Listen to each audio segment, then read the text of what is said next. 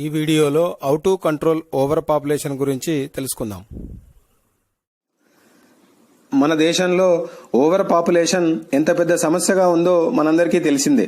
ప్రపంచ భూభాగంలో 2.4% కలిగి ఉన్న భారత్ ప్రపంచ జనాభాలో 17.5% జనాభాను కలిగి ఉంది. అధిక జనాభా వలన వనరులు తగ్గిపోయి పర్యావరణంపై ఒత్తిడి పెరగడంతో పాటు నిరుద్యోగం పెరిగి పేదరికానికి దారితీస్తుంది. అందువలన జనాభా నియంత్రణను అరికట్టాల్సిన అవసరం ఎంతైనా ఉంది. జనాభా నియంత్రణలో భాగంగా అస్సోం రాష్ట్రం 2021 తర్వాత ఇద్దరి కంటే ఎక్కువ పిల్లలు గలవారు ప్రభుత్వ ఉద్యోగాలకు మరియు లోకల్ బాడీ పంచాయతీ ఎన్నికలలో పోటీ చేయడానికి అనర్హులు అని 2 చైల్డ్ పాలసీని ప్రకటించింది. రాజస్థాన్, ఆంధ్రప్రదేశ్, తెలంగాణ, ఒడిశా, గుజరాత్, మహారాష్ట్ర, ఉత్తరాఖండ్, అస్సాం వంటి 8 రాష్ట్రాలు ఇద్దరి కంటే ఎక్కువ సంతానం గలవారిని లోకల్ బాడీ ఎలక్షన్స్ లో పోటీ చేయకూడదని నిర్ణయించాయి.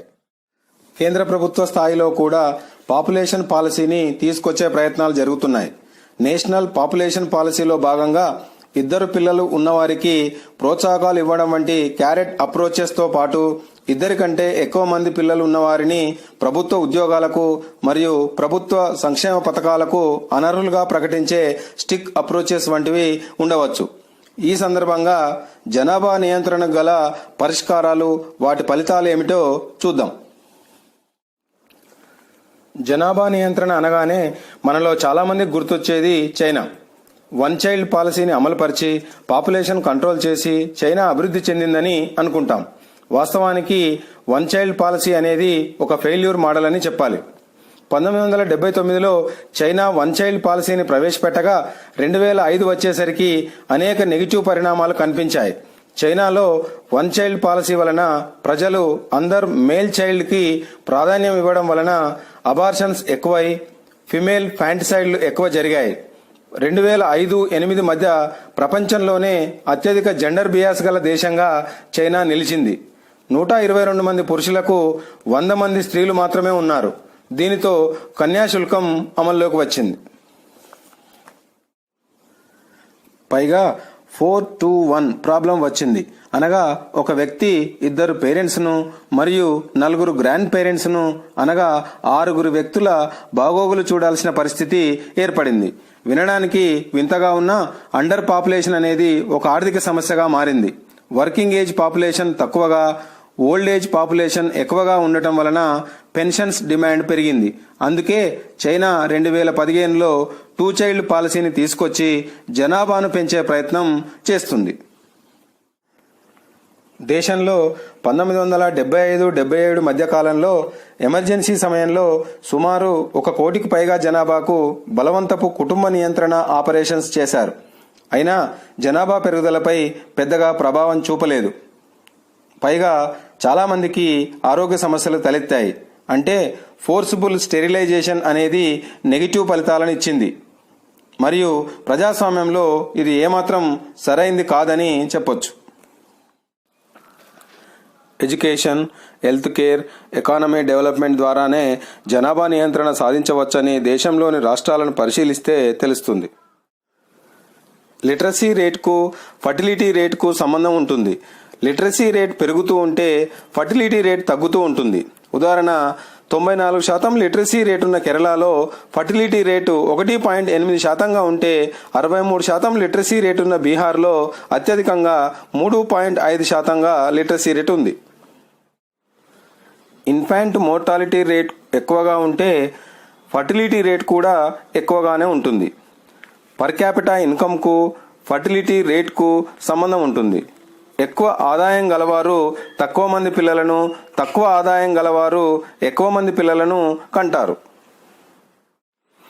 దేశంలో జనాభా పెరగడానికి ముస్లిం మతస్థులు కారణమని కొందరు విమర్శిస్తూ ఉంటారు. మనం ఒకసారి గణాంకాలు పరిశీలిద్దాం. 1992-93లో ముస్లిమ్స్ ఫర్టిలిటీ రేట్ 4.4% ఉండగా 98-99 నాటికి 3.6%, 2005-06 నాటికి 3.4% తగ్గి 2005-06 నాటికి 2.6% చేరుకుంది. ఇక హిందువులలో 92-93లో 3.3%గా ఉన్న ఫర్టిలిటీ రేట్ 98-99 నాటికి 2.8%, 2005-06 నాటికి 2.6% తగ్గి 15-16 నాటికి 2.1%కి చేరింది. పై గణాంకాలు పరిశీలిస్తే హిందూస్తో పాటు ముస్లిమ్స్లో కూడా ఫర్టిలిటీ రేటు వేగంగా తగ్గినట్లు అర్థమవుతుంది. ఇక పంజాబ్లో సిక్కు మతస్థులు ఎక్కువగా ఉంటారు. పంజాబు అభివృద్ధి చెందిన రాష్ట్రం కాబట్టి ఫర్టిలిటీ రేట్ 1.58%గా ఉంది. జనాభా పెరుగుదలలో మతపరమైన కారణాలు కాకుండా సామాజిక ఆర్థిక కారణాలుగా కనిపిస్తున్నాయి. హిందువులతో పోలిస్తే ముస్లింలు వెనుకబడి ఉండడం కారణంగా తెలుస్తుంది. అభివృద్ధి చెందిన రాష్ట్రాలలో 2 మతాలలో ఫర్టిలిటీ రేట్ తక్కువగాను, తక్కువ అభివృద్ధి చెందిన రాష్ట్రాలలో 2 మతాల ఫర్టిలిటీ రేటు ఎక్కువగాను కనిపిస్తుంది. దేశవ్యాప్తంగా 1961లో 5.9%గా ఉన్న ఫర్టిలిటీ రేటు క్రమంగా తగ్గుతూ 2011 నాటికి 2.7%కి చేరుకుంది. ప్రస్తుతం 2.4%గా ఉందని అంచనా. గడిచిన 20-30 సంవత్సరాల్లో ఇండియా ఫర్టిలిటీ రేట్ భారీగా తగ్గినట్లు కనిపిస్తుంది. 2013 నాటికి దేశంలో 24 రాష్ట్రాలు మరియు యూటీలు రిప్లేస్మెంట్ ఫర్టిలిటీ రేటుకు చేరుకున్నాయి. 2.2% ఫర్టిలిటీ రేట్ను రిప్లేస్మెంట్ ఫర్టిలిటీ రేట్ అంటారు. 2020 నాటికి దేశం మొత్తం రిప్లేస్మెంట్ ఫర్టిలిటీ రేటుకు చేరుకుంటుందని నిపుణుల అంచనా. అంటే 2050 నాటికి జనాభా స్థిరీకరణ జరిగి జనాభా తగ్గడం ప్రారంభమవుతుంది.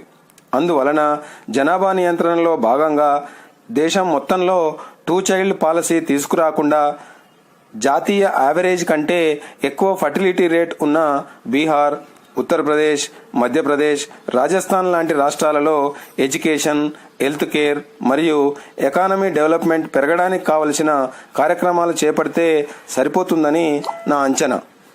Thank you.